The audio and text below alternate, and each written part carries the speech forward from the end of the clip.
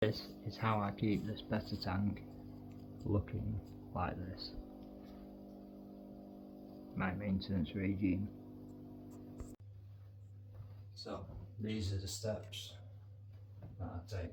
First of all, I set off the heater and the two pumps.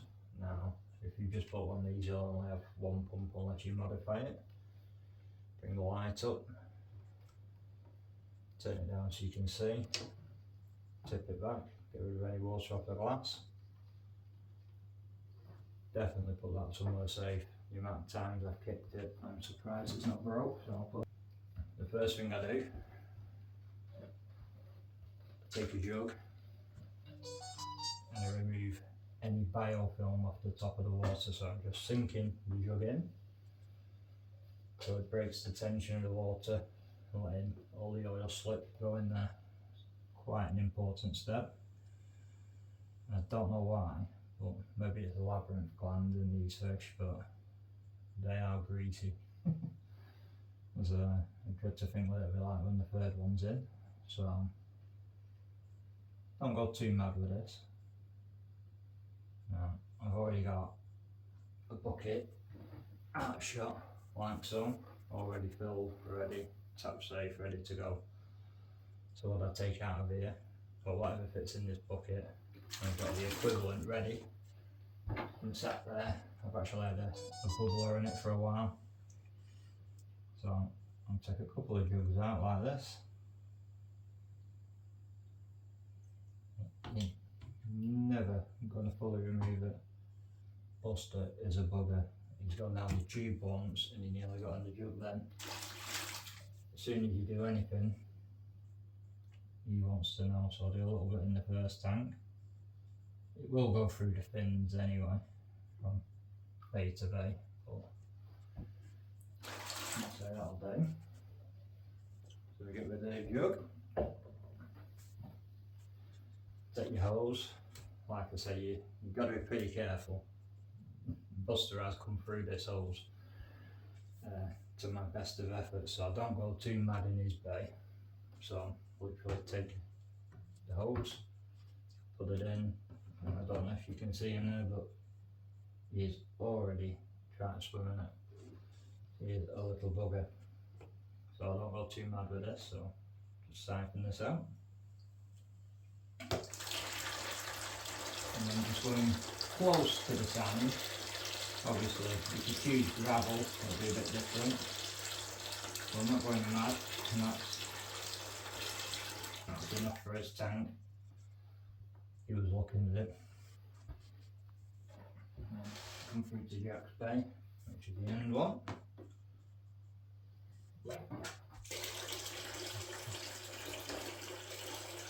Just very, very lightly.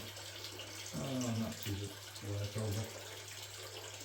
Not going too mad.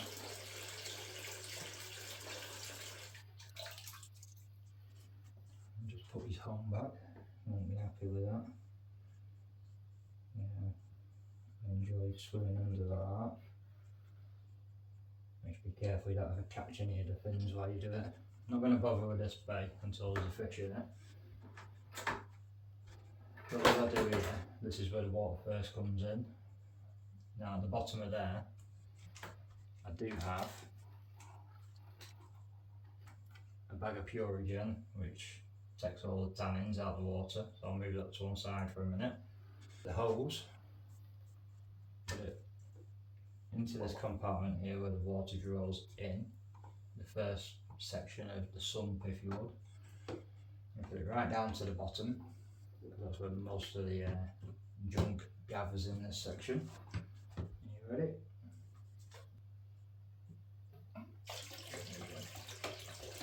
Just a little bit at the bottom.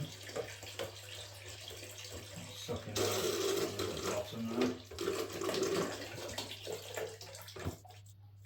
We're nearly there.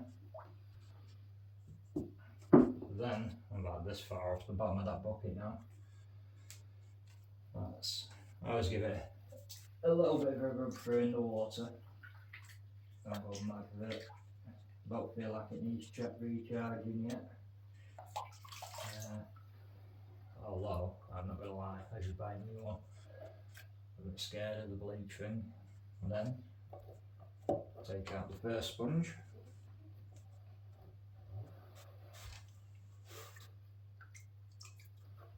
And I just put this into the bucket of water, squeeze it out a couple of times. If there's any beneficial bacteria on it, we've not killed it. Drop it in.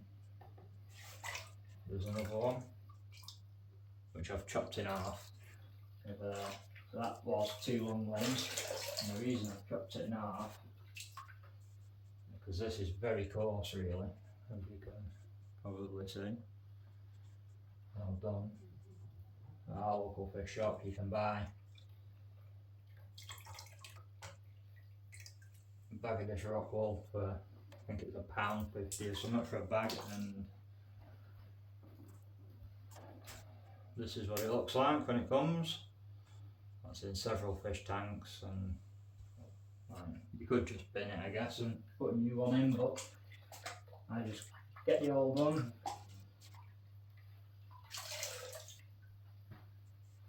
I chuck that down. That is the last compartment that it goes in. I just push it in, and then I hold it down with that. That doesn't really ever catch anything other than that first one's more than enough.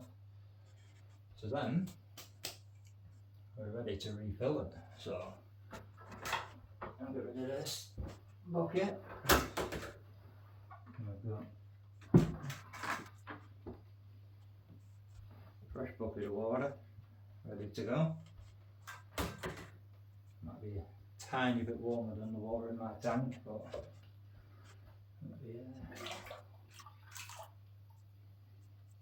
be alright. One of my missus's hairs get absolutely everywhere. I don't know how they're getting everything. I'll just fill up. Now, sometimes I clean the glass before doing this. Sometimes I don't. I literally only did the glass like 2 days ago, so I'll keep on measuring them. I just fill up at the sump area at the back and just pour it onto the sponge. And it looks like it's getting somewhere near. Turn one of the pumps on. I've just turned one on. Bear in mind your tank's probably only got one, unless you've modified it like myself. Just keep on adding a bit of water. I've not turned the heater on yet, so I mean there's a good chance it won't try working anyway.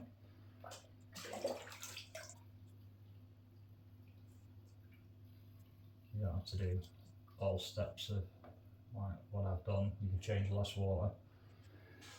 I would imagine it's probably, I don't know, maybe 60% water change with one bucket, but I like it being one bucket out and one bucket in.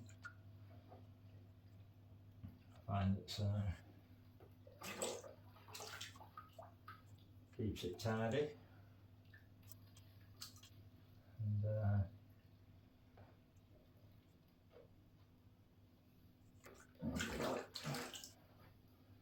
so we've now hit the weir, so water's should circulate nicely on its own. So at this point I always turn on the second pump.